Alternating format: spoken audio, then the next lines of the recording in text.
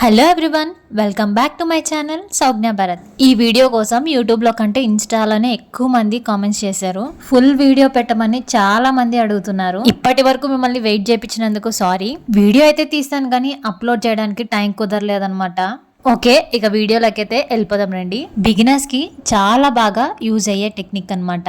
Tape measurements లేకుండా blouse కొలతలతోనే చాలా easy వేలో కటింగ్ అనేది చేసేసుకుందాం. ఫస్ట్ మీ ఆల్తీ బ్లౌజ్ ఉంటుంది కదా, అది స్టిఫ్ ఉండేలా చూసుకోండి. మేబీ కొన్ని కాటన్ క్లాత్స్ ఇలాంటివి ముడతలు పడిపోయి ఉంటాయి కదా, అలాంటివి ఏమన్నా ఉంటే ఐరన్ చేసుకొని పెట్టుకొని తర్వాత మనం ఈ విధంగా అయితే డ్రా చేసుకుందాం. ఫస్ట్ బ్యాక్ పార్ట్ ని డ్రా చేసుకుందాం. బ్లౌజ్ ని ఇలా డబల్ ఫోల్డ్ చేసి బ్లౌజ్ కి స్టిచ్చెస్ అనేటివి ఉంటాయి కదా, ఆ స్టిచ్చెస్ మీదనే ఇలా మనం మార్కర్ తీసుకొని ఈ విధంగా అయితే మార్క్ చేసుకోండి. ఇక్కడ నేను ఒకటి చెప్తాను, మిషన్ మార్కరే ప్రిఫర్ చేయండి. ఎందుకంటే ఇది చాలా సన్నగా వస్తుంది, కరెక్ట్ గా వస్తుంది. కొంతమంది ఏంటంటే చాక్ పీస్ యూస్ చేస్తూ ఉంటారు. చాక్ పీస్ యూస్ చేయడం వల్ల ఆ లైన్ అనేది బద్దగా అంటే లావుగా వస్తుంది అనమాట. అప్పుడు మెజర్మెంట్స్ అనేవి మనకి చేంజ్ అయిపోతాయి. నా సైడ్ నుండి ఇది ఒక చిన్న సజెషన్ అనమాట.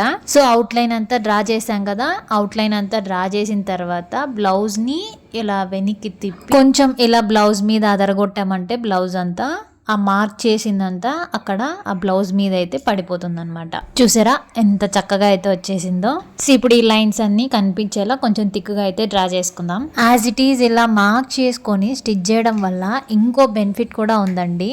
నార్మల్ గా మనం మెజర్మెంట్స్ తీసుకొని బ్లౌజ్ ని స్టిచ్ చేస్తాం కదా, బ్లౌజ్ మార్కింగ్ అంతా అయిపోయిన తర్వాత భుజాలు జారకోకుండా మనం భుజం అనేది కొంచెం క్రాస్ తీస్తామన్నమాట. అలాగే నడుం అనేది పైకి పీకోకుండా నడుం కూడా క్రాస్ తీస్తామన్నమాట. బ్లౌజ్ ని ఈ విధంగా డ్రా చేసుకున్నప్పుడు అలా క్రాస్ తీయాల్సిన పని లేదు. ఎందుకంటే యాజ్ ఇట్ ఈజ్ మనం అలా మార్క్ చేసి బ్లౌజ్ కి పెట్టేస్తున్నాం కాబట్టి ఆల్ది బ్లౌజ్ కి ఆల్రెడీ క్రాస్ తీసింటాం కదా, యాజ్ ఇట్ ఈజ్ ఆ మార్క్ లోనే క్రాస్ అనేది పడిపోతుంది అనమాట.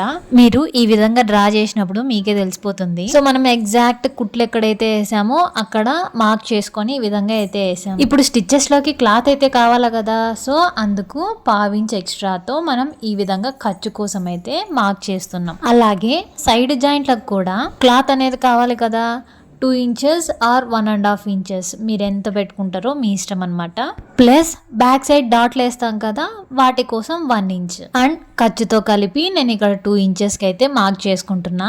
ఇక్కడ నేను నడుం పట్టికి లైన్ అయితే గీయలేదు, 1/2 inch గ్యాప్ పెట్టేసి బ్లౌజ్ అనేది నేను పైకి పెట్టి మార్క్ చేశాను అనమాట. సో ఈ విధంగా మనకి బ్యాక్ పార్ట్ అయితే కంప్లీట్ అయిపోయింది. ఇప్పుడు మనం ఏదైతే మార్క్ చేసుకున్నామో మార్క్ చేసుకున్న విధంగా అయితే కట్ చేసేద్దాం. నేను ఫ్రంట్ పార్ట్ ని క్రాస్ గా అయితే తీసుకుంటున్నాను. ఫ్రంట్ పార్ట్ స్ట్రైట్ కటింగ్ కంటే క్రాస్ కటింగ్ చాలా బాగుంటది, అంటే ఫిట్టింగ్ అనేది పర్ఫెక్ట్ గా వస్తుంది అనమాట.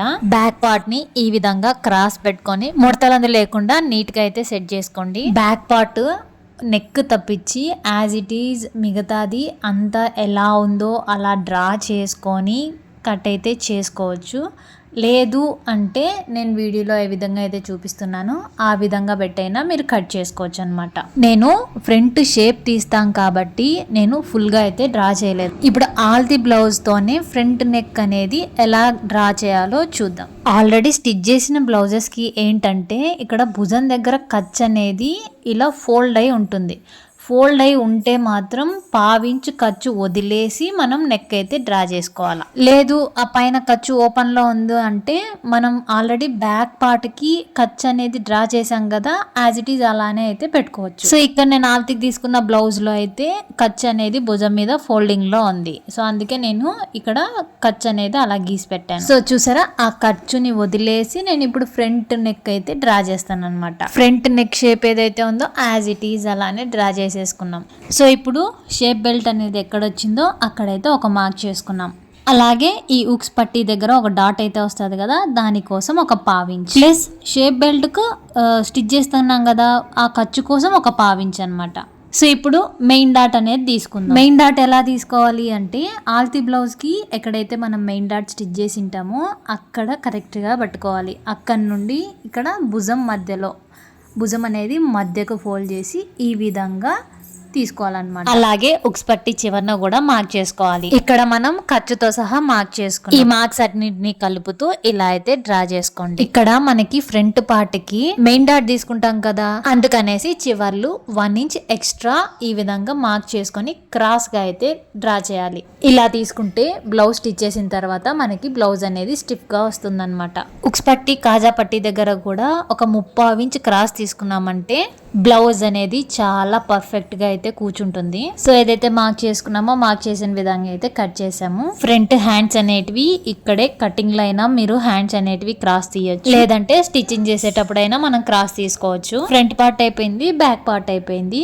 ఇప్పుడు హ్యాండ్స్ ని ఏ విధంగా తీసుకోవాలో చూద్దాం. సేమ్ మనం బ్యాక్ పార్ట్ అయితే ఏ విధంగా డ్రా చేసాము, హ్యాండ్స్ కూడా సేమ్ అదే ప్రాసెస్ ని ఫాలో అవుతున్నాం. చూసారా, చాలా ఈజీగా హ్యాండ్స్ ని కూడా డ్రా చేసేసాం. సేమ్ అంతే, ఖర్చు కోసం లూజు కుట్ల కోసం ఎక్స్ట్రా క్లాత్ తీసుకొని కట్ చేయడమే అన్నమాట. ఐ హోప్ మీకు ఈ వీడియో చాలా బాగా అర్థమైందని అనుకుంటున్నా, ఎందుకంటే చాలా క్లియర్ గా అయితే ఎక్స్ప్లెయిన్ చేశాను. ఇంకా మీకు ఏవైనా డౌట్స్ ఉంటే గనక కింద కమెంట్ సెక్షన్ లో కమెంట్ చేయండి, నేను ఖచ్చితంగా రిప్లై ఇస్తాను. నెక్స్ట్ వీడియోలో మళ్ళీ కలుద్దాం. బాయ్.